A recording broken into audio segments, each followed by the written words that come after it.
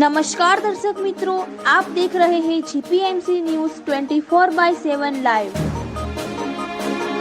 બનાસકાંઠામાં ઇતિહાસમાં અંબાજીમાં અંબે માના દર્શન કરી સૌપ્રથમવાર આદિવાસી સમાજ માટે હજારોની સંખ્યામાં ચેતર વસાવાએ પડાવી બૂમ। મોટા સમાચાર મળી રહ્યા છે અંબાજીથી, જ્યાંમાં અંબેના દર્શન કરી ચેતર વસાવાએ પડાવી બૂમ। હજારોની સંખ્યામાં આદિવાસી સમાજના લોકો પહોંચ્યા પાડલિયા। ઇતિહાસમાં પ્રથમવાર દાતા તાલુકામાં એટલા મોટા પ્રમાણમાં આદિવાસી સમાજના લોકો થયા કોઈ રેલીમાં એકઠા। ચેતર વસાવા પાડલિયા પહોંચીને ઘટના સ્થળે જવા રવાના। લડેંગે જીતેંગેના સૂત્રોચ્ચાર સાથે ચેતર વસાવાના સમર્થકોએ પાડલિયા ગજાવ્યું। પાડલિયા ગામેથી ચેતર વસાવાનો હુંકાર। આ હુમલા પાછળ નાના લોકો નથી, સરકારના મંત્રી તંત્રીઓ અને ઉચ્ચ પોલીસ અધિકારીઓની ભૂમિકા છે। ગામના લોકોએ રજૂઆત કરી તો કેટલાક પોલીસવાળાએ ઉચ્ચ અધિકારીઓની સૂચનાથી આગેવાનોને પકડી લીધા। એમણે છોડાવવા ગામ લોકો પ્રયાસ કરે છે તો લાઠીચાર્જ કરે છે। ગામના લોકોને દોડાવીને મારે છે, જેમાં 35 જેટલા લોકો ગંભીર રીતે ઈજાગ્રસ્ત થાય છે। પોલીસે 27 જેટલા ટીયર ગેસના સેલ છોડ્યા, એ કોના આદેશથી છોડ્યા? 50થી વધુ રાઉન્ડ ફાયરિંગ કરાયા, એ કોના આદેશથી કરાયા?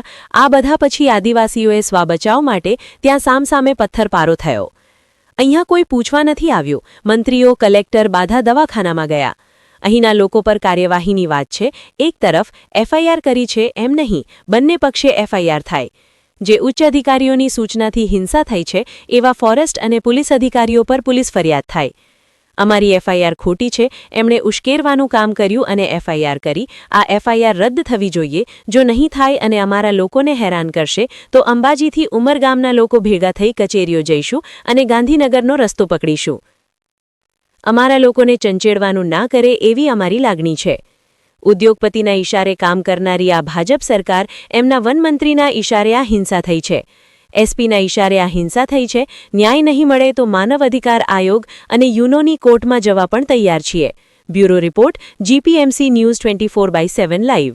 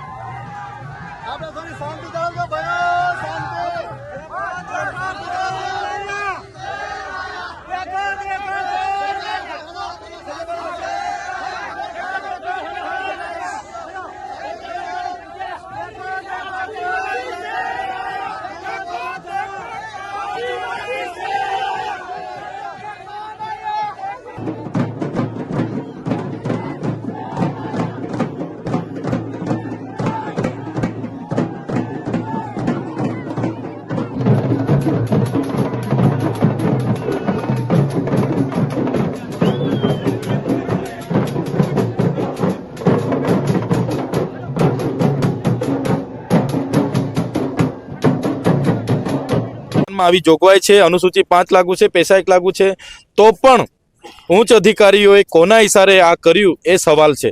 ત્યારે તમે એફઆઈઆર જે કરી છે, એક તરફા એફઆઈઆર કેમ કરી ભાઈ? તમારે કાનૂની પ્રક્રિયા કરવાની હતી તો બંને તરફા કરવાની હતી. અને મીડિયામાં એવું બતાવવામાં આવ્યું કે આદિવાસીઓ દ્વારા જ હુમલો કરવામાં આવ્યો, પોલીસ કર્મીઓ દ્વારા માત્ર ઈજાગ્રસ્ત, પણ પહેલા 35 લોકો ઈજાગ્રસ્ત છે એને કોણ મુલાકાત લેવાનો? કલેક્ટરે અધિકારીઓની મુલાકાત લીધી, નેતાઓએ અધિકારીઓની મુલાકાત લીધી, બધા અધિકારીઓની મુલાકાત લે છે. જે ખરેખર વધારે ઘાયલ છે આદિવાસીઓની કોઈ મુલાકાત લેવા આવ્યું નથી. ઉપરના મુલાકાતો લેવાવાળા મંત્રીએ તો એવું કીધું કે અમે એમને છોડીશું નહીં. ભાઈ તમે અહીંયા એકવાર મુલાકાત લેવા આવો, જે લોકો ઈજાગ્રસ્ત છે એમને પણ કહો કે અમે કાર્યવાહી કરીશું, જેના સૂચનાથી થયેલું છે એમને પણ છોડીશું ને, એવી વાત કરો. એટલે આમાં ક્યાંક પણ નિર્દોષ લોકોનો ભોગ લેવામાં આવશે કે ખોટી રીતે હેરાનગતિ કરવામાં આવશે તો અમે ખૂબ ઝીણવટપૂર્વક જોઈ રહેલા છે. આવનારા દિવસોમાં સમગ્ર આદિવાસી સમાજને અમારે આહવાન કરવું પડશે તો અમે કરીશું. અને અમે સ્પષ્ટ સરકારને કહીએ છીએ, વિકાસના નામે એક પણ ઇંચ જમીન હવે અમે આપવાના નથી. તમારા પ્રોજેક્ટના નામે એક પણ ઇંચ જમીન અમે આપવાના નથી. જોવા મળી છે, શું કહેવા માંગશો સમગ્ર ઘટનાને? પાડલિયામાં જે હિંસા થઈ અને જે વનકર્મીઓ, પોલીસ અધિકારીઓ જે પૂર્વ પ્લાનિંગથી આવ્યા, ત્યાં જઈને અમને જાણવા મળ્યું કે ત્યાં ગામ ઘણા વર્ષોથી ત્યાં ઘરો બનેલા છે, એમની 3 પેઢીથી ઘરો છે. તે ઘરને તોડવામાં આવ્યું, કૂવાને તોડવામાં આવ્યું, અને ત્યાં ગામ લોકોએ એમને કીધું કે ભાઈ તમે ગામ સભાની મંજૂરી કેમ લીધી નથી, અમને અગાઉ નોટિસો કેમ આપી નથી? ત્યારે એ લોકોએ સીધા એ આગેવાનો પકડીને લઈ જવાના પ્રયાસો કર્યા. એમને છોડાવવા માટે ગામ લોકો આગળ આવ્યા તો એમણે સીધો લાઠીચાર્જ કર્યો અને દોડાવીને જે માર્યો છે, જે ટીયર ગેસના સેલ છોડ્યા છે અને 50 રાઉન્ડથી વધારે ફાયરિંગ થયું છે એવું ગામના લોકોએ મને કીધું. એમાં 35 લોકો ઈજાગ્રસ્ત છે અને એ હાલમાં પોતાના રીતે સારવાર લઈ રહ્યા છે. ત્યારે અમારી માગણી એટલી જ છે, આવી હિંસાત્મક ઘટના, ટીયર ગેસ છોડવાના અને 50 રાઉન્ડ ફાયરિંગ કરવાનો આદેશ કોના સૂચનાથી મળ્યો? તો એક બાજુ એફઆઈઆરમાં તમે આદિવાસીઓ પર જ એક તરફા એફઆઈઆર કરી છે અને બીજા લોકો જે છે જેમને તમે બચાવવાની વાત કરો છો, તો તમે કાનૂની કાર્યવાહી જ કરવા માંગો છો, તો જે ઉચ્ચ અધિકારીઓની સૂચનાથી આ ઘટના હિંસાત્મક બની છે એમના પર પણ કાર્યવાહી થવી જોઈએ. કાં તો આ એફઆઈઆર તમે રદ કરો, એ અમારી માગણી છે. અગર આમ નહીં થશે તો આવનારા દિવસોમાં અમે જિલ્લાના એસપી અને કલેક્ટરની કચેરીએ પણ એમને મળવા માટે જવાના છે. અમને જરૂર લાગશે તો આ લોકોને સાથે રાખીને આવનારા દિવસો ગાંધીનગર સુધી જવાની અમારી પૂરી તૈયારી છે. ન્યાયિક રીતે પણ અમે નામદાર હાઈકોર્ટ, સુપ્રીમ કોર્ટ સુધી લડવાની અમારી તૈયારી છે. સાહેબ, જે રીતે પંચનામું કરવામાં આવ્યું છે તો આ લોકોનું પણ કેવું છે, એક તરફું પંચનામું થયું છે અને મહિલાને પણ જે છે મકાન બાંધી આપવાની પણ ખાતરી આપી છે. પંચનામું કરવાની જે લોકો આવ્યા હતા ત્યારે જે કમિટી આવી હતી, તો એ કમિટી જે લેબ માટે FSL માટે પણ આવ્યા હતા, એ લોકોએ કેમ જનતાને એવું જાહેર નહીં કર્યું કે અમે 50 રાઉન્ડ ફાયરિંગ કર્યું છે? અહીંયા તો તમે ફાયરિંગ કર્યું છે, અહીંયા તો તમે 27 જેવા ટીયર ગેસના સેલ છોડ્યા છે. એનો બી એસપીએ ખુલાસો કરવો જોઈએ. કોની સૂચનાથી આ કરવું પડી ભાઈને? શું જરૂર પડી તમારે લાઠીચાર્જની? શું જરૂર પડી તમારે ટીયર ગેસ સેલ છોડવાની? શું જરૂર પડી તમારે ફાયરિંગ કરવાની? અહીંના લોકો શાંતિ હતા. અને એસપીએ જે સ્ટેટમેન્ટ આપ્યું છે એ પાયાવિહોણું સ્ટેટમેન્ટ છે. એમણે કીધું તીરકામઠા, ભાલા, પાલિયા દ્વારા હુમલો કરવામાં આવ્યો છે. એ બિલકુલ પાયાવિહોણી વાત છે, ખોટું સ્ટેટમેન્ટ છે. એમણે કીધું ભારત એસસી સમાજના લોકો જે સંવિધાનમાં નથી માનતા, સરકારમાં નથી માનતા, એમના દ્વારા હુમલો કરવામાં આવ્યો છે. એ પણ બિલકુલ ખોટી વાત છે.